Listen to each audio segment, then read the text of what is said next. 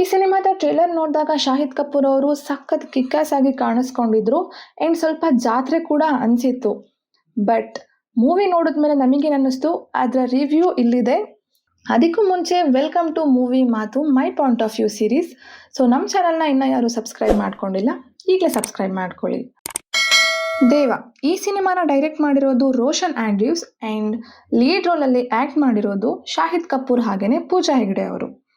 ಇನ್ನು ಈ ಸಿನಿಮಾದ ಕತೆ ಕಡೆ ಬರೋದಾದರೆ, ದೇವ ಒಬ್ಬ ಲೋಕಲ್ ಬ್ಯಾಡಾಸ್ ಪೊಲೀಸ್ ಆಫೀಸರ್ ಆಗಿರ್ತಾರೆ ಆ್ಯಂಡ್ ಅವರು ಒಂದು ಕೇಸ್ನ ಸಾಲ್ವ್ ಮಾಡಿ ವಾಪಸ್ ರಿಪೋರ್ಟ್ ಮಾಡಲಿಕ್ಕೆ ಬರುವಾಗ ಆನ್ ದಿ ವೇ ಸಡನ್ನಾಗಿ ಅವ್ರಿಗೆ ಆಕ್ಸಿಡೆಂಟ್ ಆಗುತ್ತೆ ಆ್ಯಂಡ್ ಈ ಆಕ್ಸಿಡೆಂಟಲ್ಲಿ ಅವ್ರಿಗೆ ಸ್ವಲ್ಪ ಮೆಮೊರಿ ಲಾಸ್ ಕೂಡ ಆಗಿರುತ್ತೆ. ಮತ್ತೆ ಪ್ರಜ್ಞೆ ಬಂದಾಗ ದೇವ ಈ ಕೇಸ್ನ ಸಾಲ್ವ್ ಮಾಡೋಕ್ಕೆ ಆಗತ್ತಾ ಇಲ್ವಾ ಅನ್ನೋದೇ ಈ ಸಿನಿಮಾದ ಪ್ಲಾಟ್. ಇನ್ನು ಓವರಾಲ್ ಆಗಿ ಈ ಸಿನಿಮಾದ ಬಗ್ಗೆ ಹೇಳೋದಾದರೆ, ಬಾಲಿವುಡ್ಡಲ್ಲಿ ಯಾವಾಗಿಂದ ಎಷ್ಟು ಕ್ರಿಯೇಟಿವ್ ಆಗಿ ಸಿನಿಮಾ ಮಾಡೋಕ್ಕೆ ಶುರು ಮಾಡಿದ್ರು ಅಂತ ಡೌಟ್ ಬಂತು. ಬಟ್ ಆಮೇಲೆ ಗೊತ್ತಾಯಿತು ಈ ಸಿನಿಮಾದ ಡೈರೆಕ್ಟರ್ ಒಬ್ಬ ಮಲಯಾಳಿ ಅಂತ. ಅವಾಗ ಅರ್ಥ ಆಯಿತು ಯಾಕೆ ಈ ಸಿನಿಮಾ ಇಷ್ಟೊಂದು ಸಖತ್ತಾಗಿದೆ ಅಂತ. ಇನ್ನು ಶಾಹಿದ್ ಕಪೂರ್ ಅವರ ಪರ್ಫಾರ್ಮೆನ್ಸ್ ಅಂತೂ ಇಲ್ಲಿ ಬ್ರಿಲಿಯಂಟ್ ಆಗಿದೆ ಆ್ಯಂಡ್ ಪೂಜಾ ಹೆಗ್ಡೆ ಮತ್ತು ಸಪೋರ್ಟಿಂಗ್ ಆ್ಯಕ್ಟರ್ಸ್ ಅವ್ರಿಗೆ ಕೊಟ್ಟಿರೋ ಪಾತ್ರನ ಸಖತ್ತಾಗಿ ನಿಭಾಯಿಸಿದ್ದಾರೆ. ಈ ಸಿನಿಮಾದಲ್ಲಿ ಒಂದೇ ಒಂದು ಇಂಟ್ರೊಡಕ್ಷನ್ ಸಾಂಗ್ ಇಟ್ಟಿದ್ದಾರೆ ಅಷ್ಟೇ.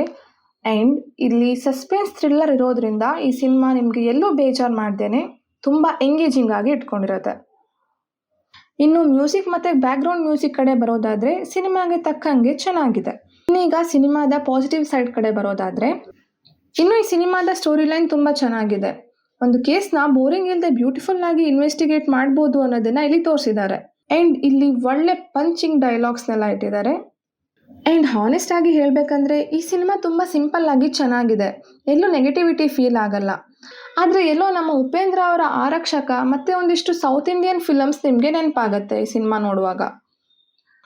ಸೊ ಓವರಾಲ್ ಆಗಿ ಈ ಸಿನಿಮಾಗೆ ನಾನು 5ಗೆ 4 ರೇಟಿಂಗ್ ಕೊಡ್ತೀನಿ.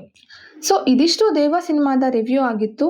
ನಿಮಗೆ ನನ್ನ ರಿವ್ಯೂ ಇಷ್ಟ ಆಗಿದ್ರೆ ಈ ವಿಡಿಯೋನ ಲೈಕ್ ಮಾಡಿ, ಶೇರ್ ಮಾಡಿ, ಸಬ್ಸ್ಕ್ರೈಬ್ ಮಾಡಿ. ಆ್ಯಂಡ್ ಈ ಸಿನಿಮಾ ನೋಡಿದರೆ ನಿಮಗೇನು ಅನ್ನಿಸ್ತು ಅಂತ ಕಮೆಂಟ್ ಬಾಕ್ಸ್ನಲ್ಲಿ ತಿಳಿಸಿ. Thank you.